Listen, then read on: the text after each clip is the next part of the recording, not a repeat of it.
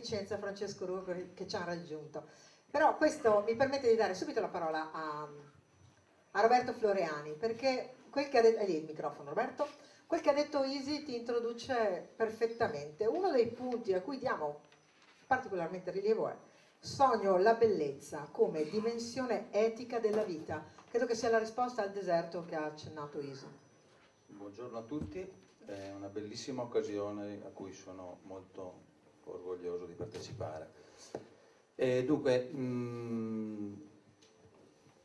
il titolo è meraviglioso, ma quello che vorrei fare oggi è riportarlo alla concretezza, perché la figura dell'intellettuale o chi opera all'interno... No, non avrei pensato a te così. Tu sei un combattente, quindi niente.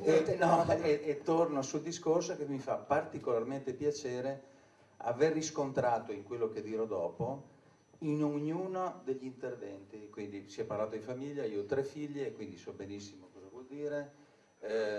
Ho sentito parlare di attaccamento, ho sentito parlare di discorsi ante litteram fatti dalla destra, perché allora era la destra, ho sentito parlare di collettivi, mettono anche a me un certo nervosismo, quindi voglio dire, ci sono stati in tutti gli interventi quello che io poi cercherò di sintetizzare. Rispetto a chi mi conosce o ha sentito dei miei interventi in questi anni, eccetera, eccetera, io ho sempre fatto interventi a braccio, quindi non mi sono mai servito di testi. Invece oggi ho intenzione di leggere nei 7 minuti regolamentati dall'Elena, quindi misurate il cronometro, la sintesi dell'ora della mia lezione all'Istituto di Studi Superiori Sant'Anna di Pisa, dove sono stato relatore per preparare in qualche modo i docenti di giurisprudenza.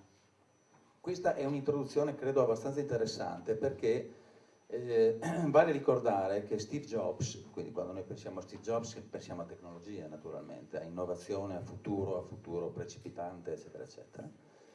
Steve Jobs, quando presentò il primo Mac nel 1984, disse una frase che a tutto il mondo sembrò rivoluzionaria, cioè l'evocazione del tecnico rinascimentale.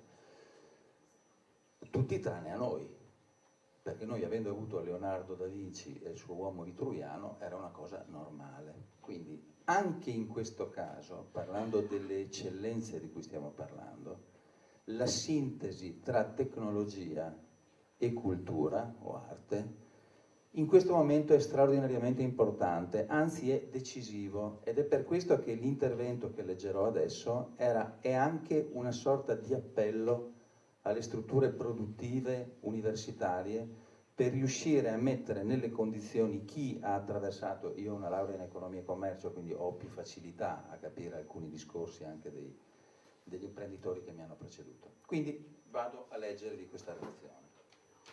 Non sono in gonne, ma mi metterò in piedi comunque.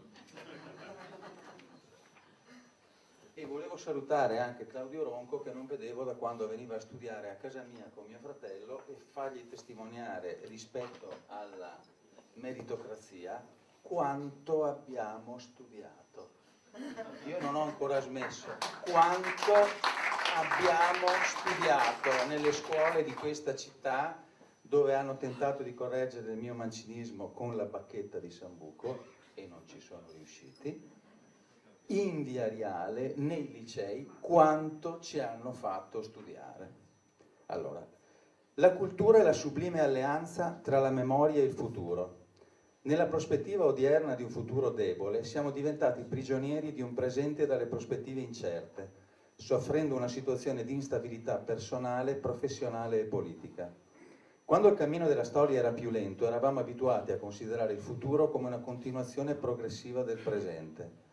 Nel futuro si entrava con gradualità, cercando di perdere il meno possibile quanto acquisito, conservandolo come bagaglio prezioso e sedimentato, cui attingere parsimoniosamente attraverso l'esperienza maturata dalla vita vissuta. In tempi di incertezza globalizzata, legati ad un sistema economico che si è dissolto, sostituito da quello finanziario, capace di innescare crisi di livello planetario in pochi minuti, ma che poi impiegano decenni per ritrovare il loro equilibrio, in tempi di fake news che contaminano centinaia di milioni di persone in poche ore, di terrorismo diffuso e difficilmente comprensibile, vista la vastità e la volatilità delle latitudini, in tempi di cambiamenti meteorologici più o meno epocali, troppo spesso caratterizzati da fonti contraddittorie. Dopo decenni di catastrofismo giunge la notizia scientifica che nei prossimi 40 anni il buco dell'ozono potrebbe essere completamente rimarginato. Diventano quindi attuali anche le parole di John Maynard Keynes, considerato come una delle figure di riferimento della scienza economica. L'inevitabile non accade mai, l'inatteso sempre. E questi sono tempi dove l'inatteso può risultare decisivo, rendendo relative anche le certezze più granitiche, perché realisticamente ognuno di noi, pur proiettato nella ostinata costruzione della propria vita, dovrà sempre far conto sugli eventi imprevedibili che probabilmente renderanno i programmi a lungo periodo solo semplici abbozzi.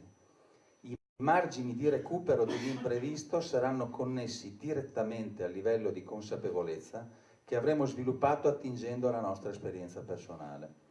Esattamente 60 anni fa venne pubblicato un testo dei più ritenuto pressoché privo di riscontri scientifici, ma che ebbe una grande rilevanza mediatica, ovvero il pamphlet Le due culture di Charles Percy Snow, che ha vidimato nella coscienza collettiva il famigerato e dannoso spartiacque della separazione tra i saperi umanistici e i saperi scientifici. Ebbene, lo strascico di queste convinzioni ha di fatto costituito oggi una società che viaggia a due velocità, quella vertiginosa della tecnica e quella a misura d'uomo della storia. L'incertezza sulla tempistica degli sviluppi epocali della tecnica, ormai in un futuro prossimo, procurano alla collettività un'assenza di presente e di passato, rilasciando sull'umanità una grande insondabile incertezza. Un'incertezza che ha ripercussioni significative. È di questi giorni un'indagine di Banca Italia che riporta il record dei depositi liquidi in banca da parte delle famiglie, di fatto togliendoli al consumo e agli investimenti. Pur limitandoci all'ingresso delle nuove tecnologie, in cui anche le funzioni più elementari saranno tra breve organizzate sulla base di algoritmi comprensibili a pochi, l'affermazione del meccanismo del compreso da pochi e ignorato da molti potrà portare in termini ormai brevi al reale dominio orwelliano della tecnica sull'uomo, demolendo ogni residuo di concezione democratica della società. Sarà funzione essenziale della politica ripristinare il meccanismo virtuoso dell'equilibrio tra le due funzioni, attraverso leggi e normative che non potranno prescindere da concezioni etiche mutuate dalla cultura nella sua funzione più alta e complessa. Del resto, l'accelerazione del tempo umano, nel tentativo di emulare la velocità delle macchine, è perduta in partenza. La cultura del territorio, la tradizione divengono quindi essenziali per mitigare questo senso di incertezza e ripristinare il sistema virtuoso di una vita vissuta nel presente. Se quindi da un lato per evitare una prevedibile emarginazione è di fatto indispensabile un aggiornamento basico professionale che connetta il lavoro umano alle nuove tecnologie essenziali, dall'altro è irrinunciabile riprendersi la concezione del presente attraverso gli strumenti della cultura, della storia, della tradizione, del pensiero sedimentato dell'uomo, della statura abissale della riflessione, della concezione filosofica e spirituale della vita, del senso insondabile e astratto del sacro, nel messaggio ulteriore e personalissimo della bellezza, dell'arte, del sublime, in una sorta di iterazione personale dei 33 nomi di Dio della scrittrice Marguerite Yourcenar. La buona terra, la sabbia, la cenere, il volo triangolare dei cigni, il mare al mattino, il rumore della sorgente nelle rocce, sulle pareti di pietra, la mano che entra in contatto con le cose, lo sguardo e quello che guarda, il silenzio tra due amici, il pane, il dolore dinanzi alla distesa muta di decine di migliaia di alberi divelti sulle distese sacre del nostro altopiano, dopo 100 anni esatti di fatica, ripartendo dal punto zero della Grande Guerra. La conoscenza etica del proprio mondo interiore che ne scaturirà ci darà quindi la probabile misura delle aspettative reali del futuro che auspichiamo su scala personale e sociale, ripartendo dall'uomo. L'attenzione indispensabile al procedere della tecnica dovrà essere quindi strettamente complementare alla conservazione della memoria.